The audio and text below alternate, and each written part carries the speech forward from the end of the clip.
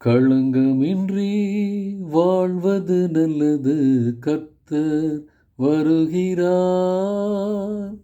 கவனமுடன் வாழ்வது சிறந்தது. இயேசு வருகிறார்.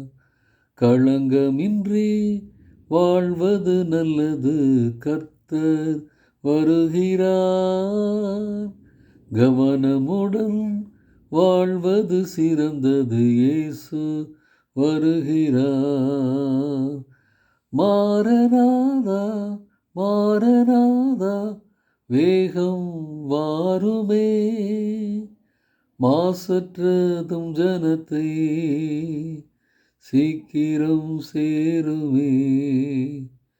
மாசற்றவும் ஜனத்தை சீக்கிரம் சேருமே.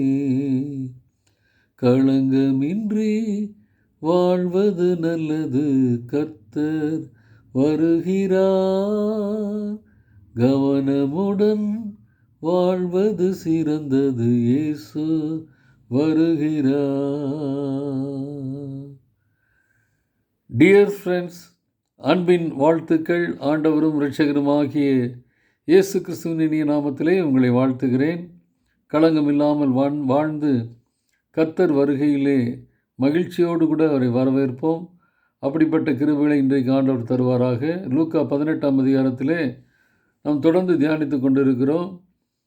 ஒரு நீதி கேட்கின்ற விதவையின் வேண்டுதலை குறித்து தியானித்தோம். பரிசேயனுடைய சுயநீதி விண்ணப்பத்தை குறித்தும் நாம் தியானித்தோம். இன்றைக்கு பணக்கார வாலிபன் ஆனால் நீதியற்ற வாலிபனாக ஒரு வாலிபனை குறித்து நாம் தியானிக்க இருக்கிறோம். அடிக்கடி தியானித்திருக்கிறோம்.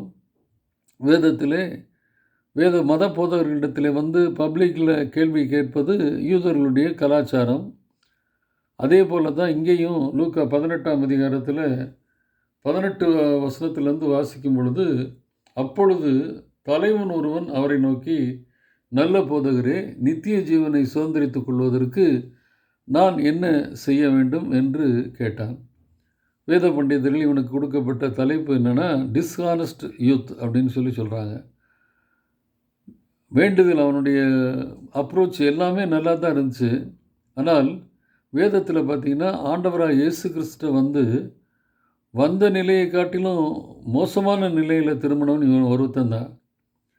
வந்த நிலையை காட்டிலும் மிகுந்த துக்கத்தோடு திரும்பி சென்றான் என்று சொல்லி இந்த பகுதியிலே வாசிக்கிறோம். காரணம், அவன் சொல்வது ஒன்று, செய்வது ஒன்று. நித்திய ஜீவனை சுதந்திரிப்பதற்கு நான் என்ன செய்ய வேண்டும் என்று அவனை தான் கேட்குறான். அவன் கேட்ட காரியங்கள் எல்லாம் நல்லதான். ஆனால் ஆண்டவர் சொல்கிறாரு, பல காரியங்களை சொல்லிவிட்டு உன்னிடத்திலே ஒரு குறை உண்டு என்று சொல்கிறார். என்ன குறை அப்படின்னு பார்க்கும் பொழுது, அவன்கிட்ட எல்லாமே நல்லா இருந்துச்சு. ரைட் பேர்சன்ட்டை வந்தான், ரைட் கொஸ்டினை கேட்டான், ரைட் ஆன்சரை பெற்றுக்கொண்டான். ஆண்டவராக இயேசு கிறிஸ்து சரியான ஒரு நபர். அவன் கேட்ட கேள்வி ரைட்டான கேள்வி. என்னென்னா பெஸ்ட்டான கேள்வி வேறு. நித்திய ஜீவனை சுதந்திரத்துக்குள்ளே நான் என்ன செய்ய வேண்டும்? அப்போ கேள்வியும் பெஸ்ட், நல்ல ரைட்டான கேள்வி தான். யார்கிட்ட கேட்டானோ அவரும் ரைட் பர்சன். அவரை தவிர இந்த கேள்விக்கு யாரும் பதில் சொல்ல முடியாது. ஆனால் அவர் ரைட் ஆன்சரை சொல்கிறாரு. நித்திய ஜீவனை சுதந்திரத்துக்குள் நீ என்ன செய்யணும்னு சொல்லி, நீ உன்னை நல்லவன் என்று சொல்வானேன், தேவன் ஒருவரை தவிர நல்லவன் ஒருவனும் இல்லைன்னு சொல்லிட்டு கற்பனைகளிலே முக்கியமான கற்பனைகள்லாம் சொல்கிறாரு. இதெல்லாம் நீ கடைபிடி, அப்பொழுது உனக்கு நித்திய ஜீவனை சுதந்திரத்திற்குனா வாய்ப்பு கிடைக்கும்னு சொல்லுவோன்னா, அவன் இதெல்லாம் நான் சிறுவயது முதல் கை கொண்டிருக்கிறேன்னு சொல்கிறாரு. அப்போ ஆண்டவர் என்ன சொல்கிறார், இன்னும் ஒரு குறை உண்டுப்பா. நீ ரைட் பர்சன்ட்ட ரைட்டு ஆன்சர், இது கொஸ்டின் கேட்ட ரைட் ஆன்சரை நான் சொல்கிறேன். என்ன ரைட் ஆன்சர்னால், உன்னை பொறுத்தவரையில் நீ என்ன பண்ணணுன்னா, உன்னுடைய ஐஸ்வர்யத்தை எல்லாம் விற்று ஏழைகளுக்கு கொடுக்கணுங்கிறாரு. எல்லார்ட்டையும் அதை ஆண்டவர் சொல்லலை, எல்லா ஐஸ்வர்யன்ட்டையும் சொல்லலை. இவன்கிட்ட தான் அவர் பர்டிகுலராக சொல்கிறார். காரணம் என்னென்னா, அவனுடைய உள்ளத்துக்குள்ளே ஒன்றை வச்சுட்டு வெளியில் ஒன்று பேசுகிறான். உள்ளத்தில் ஐஸ்வர்யத்தின் மேலே ஆசை இருக்குது. ஆனால் வெளியே அவன் கேட்குறது, நித்திய ஜீவனை சுதந்திரித்து கொள்வதற்கு நான் என்ன செய்யணும்னு கேட்குறான்.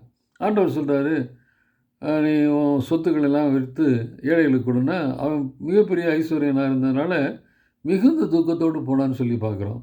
அப்போ ரைட்டு பெர்சன்ட்ட ரைட்டு கொஸ்டினை கேட்டால் ரைட் ஆன்சரையும் ஆண்டவர் சொன்னார்.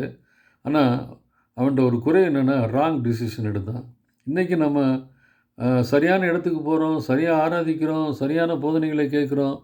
ஆனால் தீர்மானம் எடுக்கும்போது ராங் டிசிஷன் எடுக்கிறோம். ஆண்டவர் அவன் தான் கேட்டான், நான் என்ன செய்யணும்னு சொல்லி கேட்டான். ஆண்டவர் அதுக்கு பதில் சொன்னார். அவன் என்ன பண்ணியிருக்கணும்?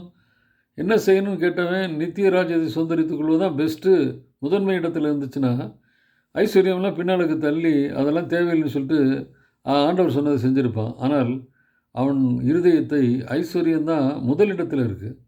நித்திய ஜீவனை சுதந்திரித்துக் கொள்வது ஏதோ ஒரு இடத்துல இருக்குது, அவ்வளோதான். பெஸ்ட்டு முதல் இடத்துல இருக்கிறது ஐஸ்வர்யம். அதை விட்டு வா, நித்திய ஜீவனை சுதந்திரித்துக் கொள்ளலாம் அப்படின்னு சொல்லி ஆண்டவர் சொன்னாலும் அவன் ராங் டெசிஷன் எடுத்தான். வந்த நிலைமையை காட்டிலும் மோசமான நிலைமையில் திரும்பின ஒரு மனிதனாக வேதத்தில் அவனை பார்க்கிறோம். இன்றைக்கு நானும் நீங்களும் என்ன பண்ண போகிறோம்? ஆண்டவர் சொல்கிறத கேட்கிற நிலையிலே நான் வரணும். நான் ஒரு டிசிஷன் எடுத்துகிட்டு ஆண்டவர் ஒரு டிசிஷன் எடுக்க சொல்லும் பொழுது இல்லை அவன் நம்ம முடியாதுன்னு சொன்னேன்னு சொன்னால் இந்த நித்திய ராஜ்யத்துக்குள்ளே நான் பிரவேசிக்க முடியாது. ஒரு டிஸ்ஆனஸ்ட் யூத்தை போல் நானும் திரும்பி போயிடுவேன். துக்கத்தோடு தான் போக முடியும். ஆண்டவரிடத்தில் சந்தோஷமாக வந்து மிகுந்த சந்தோஷமாக போகணும்னா ஆண்டவர் சொல்கிறதுக்கு கீழ்ப்படியணும். அப்படி கீழ்ப்படிக்கிறவர்கள் தான் இந்த ராஜ்யத்துக்குள்ளே நுழைய முடியும். இதை பார்த்து கொண்ட பண்ணுறது சீசர்களுக்கெல்லாம் மிகுந்த ஒரு ஆச்சரியமாயிடுச்சு. அந்த ஆச்சரியத்தை குறித்து நாம் தொடர்ந்து தியானிப்போம். இன்றைக்கு நாம் ஆண்டவர் ஆச்சரியப்படுகிற வண்ணமாக அவர் கீழ்ப்படிவோம். அவர் எதை விட்டு கொடுக்க சொல்கிறார் அதை விட்டு கொடுப்போம். ஒருவேளை அந்த ஐஸ்வர்யானுக்கு ஐஸ்வர்யம் அதிகமாக இருந்துச்சு, அதனால் அதை விட்டுட்டு வர சொன்னார். இன்றைக்கி நம்ம உலகத்தின் தீமைகளில் ஆசை வச்சுருந்தோம்னா, பற்று வச்சுருந்தோம்னா அதை விட்டுட்டு வர சொல்லுவார். ஆண்டவர் ஒவ்வொருத்தருக்கும் ஒரு மாதிரி செயல்படுகிறவர். நான் இதே மாதிரி தான் எல்லாத்தையும் செயல்படுவான்னு சொல்ல முடியாது. என்கிட்ட என்ன இருக்குது, எதை பெஸ்ட்டுன்னு நினைக்கிறேனோ, ஆண்டவரை காட்டிலும் எதை பெஸ்ட்டுன்னு நினைக்கிறேனோ அதை விட்டுட்டு வர சொல்லுவார்.